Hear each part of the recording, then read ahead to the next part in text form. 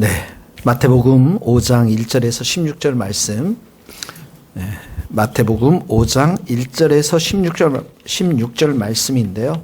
꽤 긴 말씀이고 또 내용이 굉장히 많습니다. 그래서 같이 한번 보도록 하겠습니다. 5장 1절입니다. 예수께서 무리를 보시고 산에 올라가 앉으시니 제자들이 나온지라. 입을 열어 가르쳐 이르시되 심령이 가난한 자는 복이 있나니 천국이 그들의 것이며 애통하는 자는 복이 있나니 그들이 위로를 받을 것이요 온유한 자는 복이 있나니 그들이 땅을 기업으로 받을 것이요 의에 줄이고 목마른 자는 복이 있나니 그들이 배부를 것이요 긍휼히 여기는 자는 복이 있나니 그들이 긍휼히 여김을 받을 것이요 마음이 청결한 자는 복이 있나니 그들이 하나님을 볼 것이요 화평하게 하는 자는 복이 있나니 그들이 하나님의 아들이라 일컬음을 받을 것이며 의를 위하여 박해를 받은 자는 복이 있나니 천국이 그들의 것임이라.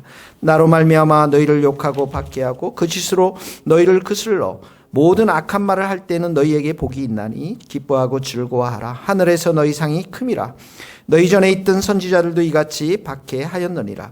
너희는 세상의 소금이니 소금이 만일 그 맛을 잃으면 무엇으로 짜게 하리요? 후에는 아무 쓸데없어 다만 밖에 버려져 사람에게 밟힐 뿐이니라. 너희는 세상의 빛이라. 산 위에 있는 동네가 숨겨지지 못할 것이요 사람이 등불을 켜서 말 아래 두지 아니하고 등경 위에 두나니 이러므로 집안 모든 사람에게 비치느니라.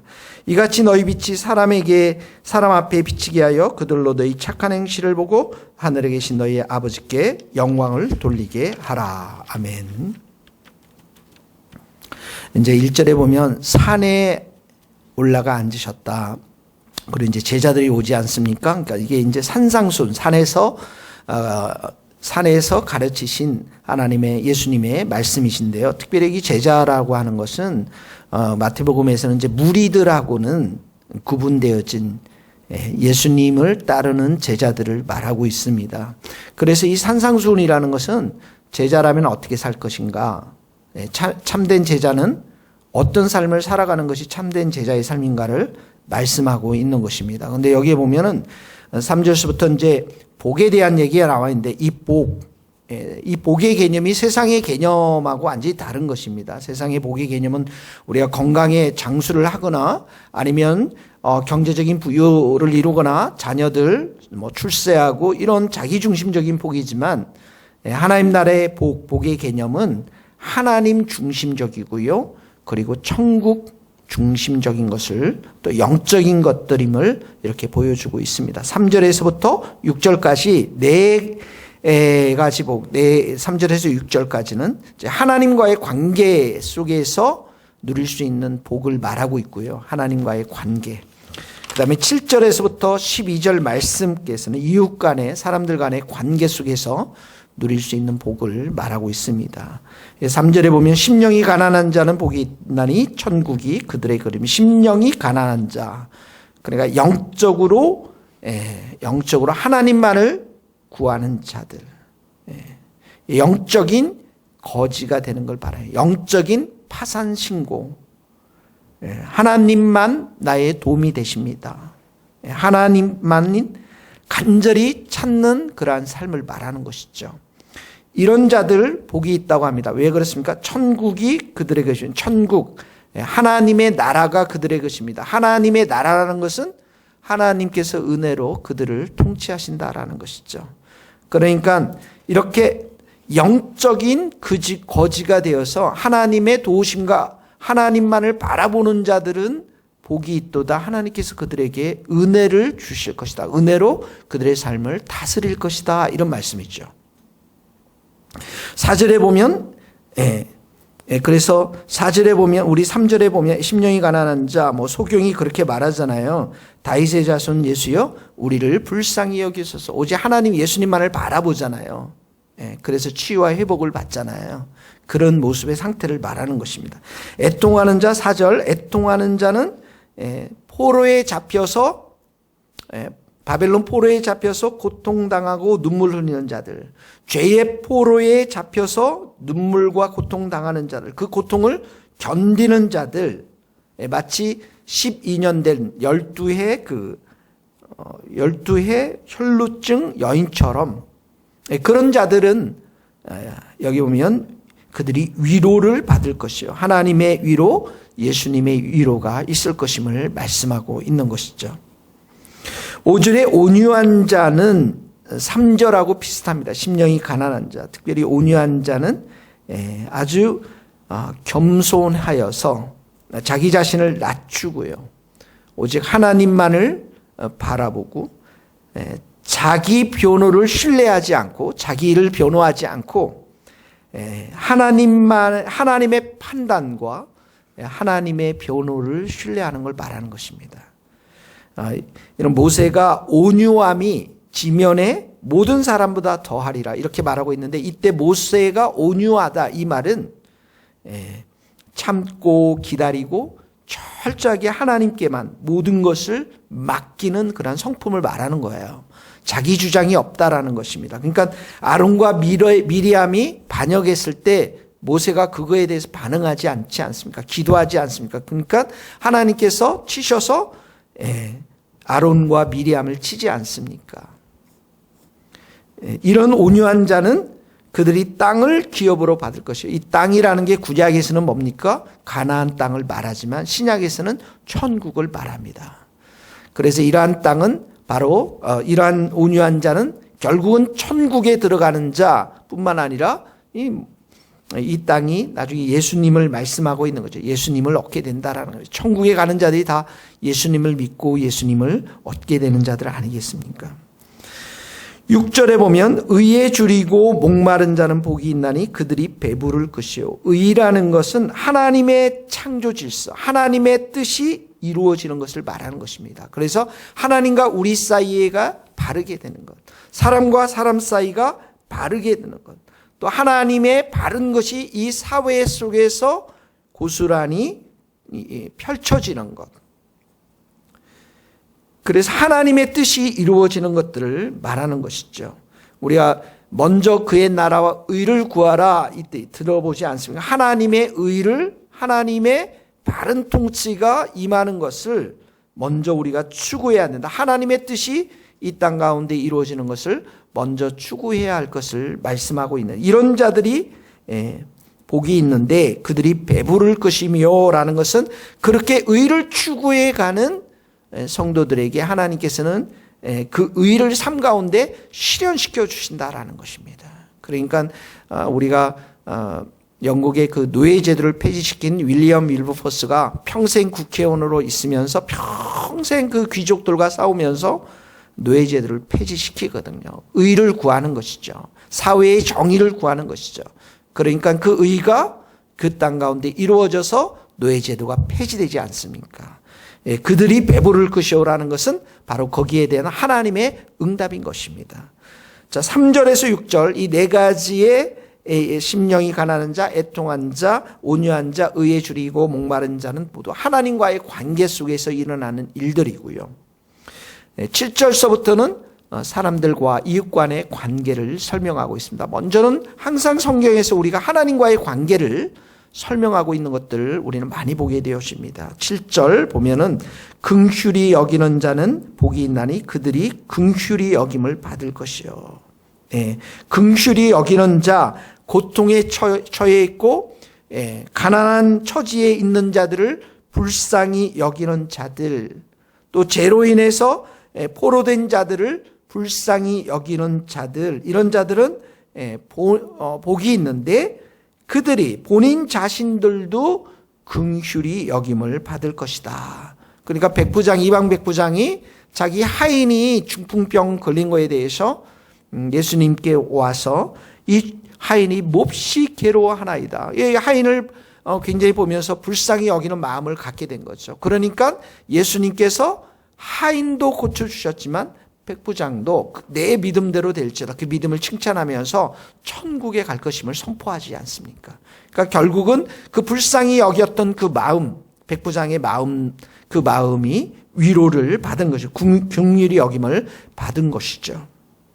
자, 여러분 오늘 적용을 하나 해보십시오. 우리 성도들 가운데 매일매일 예배자로 서지 못한 사람들이 있어요. 아직도 여전히 영적으로 우리가 원투원을 이렇게 매치를 시켜주신 것은 그 영혼들이 잘 잘 서도록 함께 예배자로 서는 것, 불쌍히 여기는 것, 긍휼히 여기는 마음, 그 마음으로 서로 위로하고 격려하라고 이렇게 원투원을 이렇게 맺어준 거거든요. 그래서 그런 마음을 가지고 여러분들이 잘 섬기고 함께 예배자로 서나가면 좋을 것 같습니다. 8절에 보면 마음이 청결한 자, 도덕적으로 깨끗하고요. 죄의 불결함으로부터 깨끗한 자를 말하는 것입니다. 이들이 하나님을 볼 것임을 말씀하고 있는 것입니다.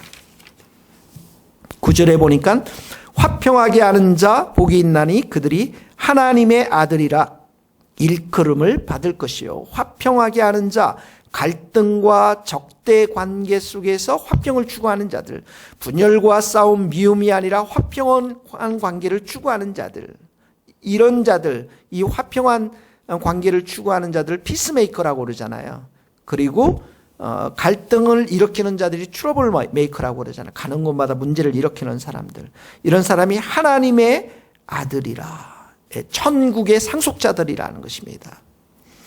바울도 그렇게 하죠. 빌립보서에 보면 유아디아와 순두개를 권하노니 주 안에서 같은 마음을 품어라. 바울이 이렇게 화평케 하는 자로 서 있는 것들을 보게 되어집니다. 10절에 보면 의를 위하여 박해를 받는 자는 복이 있나니 천국이 그들의 것입니다. 나로 말미암아 너희를 욕하고 박해하고 거짓으로 너희를 거슬러 모든 악한 말을 할 때는 너희에게 복이 있나니 기뻐하고 즐거워하라. 하늘에서 너희의 상이 큼이라. 너희 전에 있던 선지자들도 이같이 박해하였느다. 의를 위하여, 의가 예수님께만 있잖아요. 예수님이 의잖아요. 그러니까 예수님을 따르기 위해서 받는 박해, 비난을 말합니다. 다시 말하면 11절에 보면 나로 말미암아 너희를 욕하고 박해하고 거짓으로 너희를 거슬렀다는 건 비난됐다라는 것입니다. 나로 말미암아 예수님 때문에, 예수님을 증거하기 위해서, 예수 그리스도의 복음을 전하기 위해서 받는 10절의 박해, 11절의 욕, 박해, 비난, 이 모든 것들을 방하는 자들은 복이 있다고 합니다. 왜 그렇습니까? 12절에 보니까 너희의 상이 크기 때문에 그렇습니다. 그래서 우리가 계시록도 배웠지만 제단 아래, 하나님의 보좌 아래 누가 있습니까? 순교자들, 피를 흘린 순교자들이 있지 않습니까? 그 자리는 정말 영광스러운 자리이고, 천국에는 이렇게 보좌를 중심으로 이렇게 계단으로 되어 있다고 하지 않습니까? 가장 가까운 곳에 사도들, 순교자들이 그 보좌의 주위에 포진되어 있다라고 간증을 좀 들은 적도 있고요. 그리고 엊그제도 간증을 들었는데, 우리가 이제 천국에 가면 12개의 총 다른 면류관이 있는데, 우리가 어떤 행위를 하느냐에 따라서 천국의 상급들이 아주 있다라는 거예요. 어떤 분은 또 거기에 과일도 그 상급에 따라서 따먹을 수 있다라고 얘기를 하더라고요. 그 간증을 들어보니까. 분명한 성경에서 분명히 얘기한 것은 성도들은 정죄받아서 지옥에 가지 않지만 우리의 행위를 통해서 하나님께서 우리의 상급을 주신다고 분명히 말씀하셨거든요. 그런데 그 상급 중에 제일 큰 상급이 뭐냐면 10절에 의를 위해서, 예수님을 위해서, 또 11절에 나로 말미암아, 예수님으로 말미암아, 예수님을 증거하는 그 일로 인해서 박해와 핍박을 받는 자들에게 큰 상이 있을 것임을 말씀하고 있는 것입니다. 13절에 보면 우리의 사명에 대해서 말씀하고, 너희는 세상의 소금이니 소금이 만일 그 맛을 잃으면 무엇으로 짜게 하리요? 후에는 아무 쓸데없어 다만 박해버려져 사람에게 밟힐 뿐이라. 너희는 소금이라. 소금에, 여기서 말하는 소금은 맛을 잃지 않는 소금, 짠맛이 있다라는 것입니다. 그러니까 소금은 음식을 부패하지 않게도 하지만 실제로 확실하게 짠맛을 내지 않습니까? 그러니까 우리가 이 땅 가운데 살면서 아주 확실한 예수 그리스도의 맛을 내라는 거예요. 새 속에 물들지 않은 세상이라는 곳에 물든 것인지 썩는 것이라면 썩지 않도록, 세상이라는 것이 안목의 정욕과 이생의 자랑과 육신의 정욕에 있는, 초에 있는 세상이지 않습니까? 그곳에서 우리가 짠맛을 확실히 내도록 뇌물을 받지 않고 정직하게 사는 것, 부정적인 방법으로 우리가 살지 않는 것, 특별히 우리가 손해보면서 살아가는 삶들, 이런 것들은 확실하게 짠맛을 낼 수 있는 것들이잖아요. 그런 것 삶을 살라라는 것입니다. 14절에 보니까 또 사명을 설명하면서 너희는 세상의 빛이라. 산 위에 있는 동네가 숨겨지지 못할 것이요. 빛이 있으니까 빛을 비추면 산 아래 위에 모든 것들이 환해지지 않습니까? 사람이 등불을 켜서 말 아래 두지 않고 그릇으로 덮지 아니하고 등경위에 등잔대 위에 두어서 집안 모든 사람의 빛이 환하게 비춰지도록 하는 것처럼 16절에 너희의 빛이 사람에게 비치게 하여 그들로 너희 착한 행실을 보고 하늘에 계신 너희 아버지께 영광을 돌리라. 빛이 쫙 집안에서 비치는 것은 여기서 말하는 예수님이 착한 행실로 비유하고 있는 것이죠. 그러니까 너희는 세상의 빛이라 이 말의 의미는 우리의 착한 행실을 통해서 세상 가운데 그리스도의 빛을 증거하라는 것입니다. 그러니까 그걸 조금 더 구체적으로 착한 행실이 뭐겠습니까? 구제도 착한 행실이겠죠. 남을 도와주는 것도 착한 행실이겠죠. 우리가 가지고 있는 것들을 나누는 것도 착한 행실이겠죠. 또 우리가 함께 슬퍼하는 사람들과 울고 함께 기뻐하는 것도 착한 행실이겠죠. 병든 자들을 방문해서 위로하는 것도 착한 행실이겠죠. 그리고 감옥에 있는 자들에게 가서 위로하고 격려하는 것도 착한 행실이겠죠. 이런 착한 행실들이 많이 있을 거라고 생각이 듭니다. 그래서 그런 행실들을 통해서 빛이 되어라 이렇게 우리에게 말씀하고 있는 것입니다. 오늘 사실 3절에서부터 16절까지 다 적용의 말씀이에요. 여러분들에게 특별히 부딪히는 말씀, 감동되는 말씀, 한 말씀을 여러분 잡고서 한두 구절 잡고 묵상하면서 여러분의 삶에 적용할 수 있기를 예수님의 이름으로 축복합니다. 기도하시겠습니다. 하나님 아버지, 세상의 복의 개념하고는 너무나도 다른 하나님 나라의 그 복의 개념을 또 복 있는 자로 저희들을 불러주시고 이렇게 살아야 함을 가르쳐 주시니 감사합니다. 하나님께서 우리에게 은혜를 주시고 힘을 주시고 충만한 사랑을 부어주셔서 우리 산상수훈에 기록된 삶을 제자로서의 삶을 온전히 살아갈 수 있도록 은혜를 베풀어 주시옵소서. 특별히 우리가 함께 지금 짝을 이루어 원통하고 있는 귀한 지체들을 우리가 더욱 사랑하며 섬기며 축복하며 격려할 수 있는 귀한 만남의 축복이 매일의 말씀 가운데 예배 드리는 가운데 일어날 수 있도록 도와주셔서 우리의 모든 형제자매들이 서로 사랑하며 예배자로 설 수 있도록 은혜를 베풀어 주시옵소서. 우리 교회가 이제 무지개 아파트 쪽으로 이사 갈 때에 하나님께서 우리에게 더 구령의 열정을 주시고 또 그 땅을 밟는 귀한 비전과 목적과 소망을 허락하여 주셔서 이 교회가 구원의 방주의 역할을 잘 감당할 수 있도록 또 이 교회에 많은 사람들이 찾아와서 교회가 든든히 서나갈 수 있도록 은혜를 베풀어 주시옵소서. 예수님의 이름으로 기도하오며 지금은 우리 주 예수 그리스도의 은혜와 하나님의 크신 사랑과 성령님의 교통하심이 우리 모든 성도들과 선교사님과 이 나라의 민족과 북한 땅과 스코틀랜드 땅 위에 이제로부터 영원토록 함께 하시기를 간절히 축원하옵나이다. 아멘.